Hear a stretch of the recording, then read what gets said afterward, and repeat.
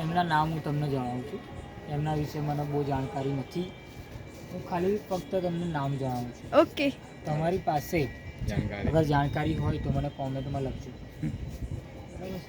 આમનું નામ છે બેતાલ ભટ્ટ. તમે જોઈ શકો.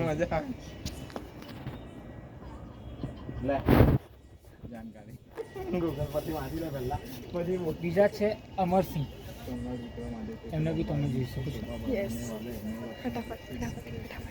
પછી છે શંકુ. એના પછી છે ધન્વંતરી. પછી છે કાલિદાસ. કાલિદાસને તો તમે ખાસા બધા એ લોકો ઓળખતા હશે.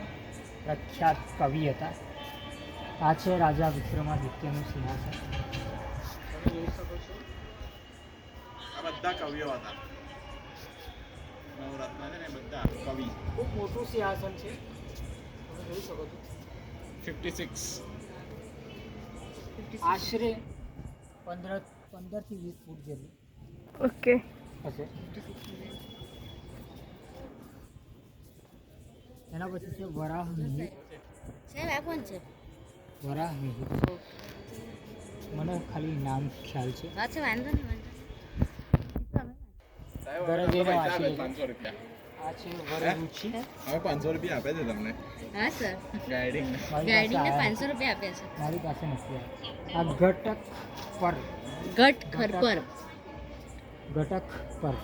ઘટ ખરપર. અને છેલ્લા છે શણપક. શપણક. શપનક. શપણક. તો હવે તો અહીંયા અમે છે ઉજ્જૈનમાં. આ કામ લગાવેલું. ઉજ્જૈનમાં છે. અને અમારે આખા દિવસમાં અમે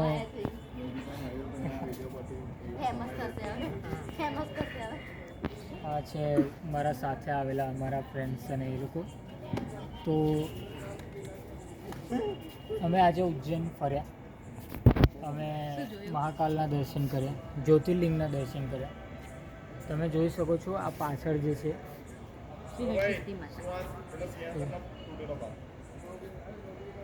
તમને એક વસ્તુ બતાવવા માંગુ છું.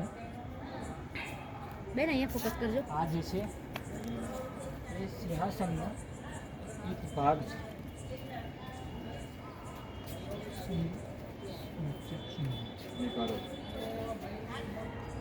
સિંહાસનનો ટોટલ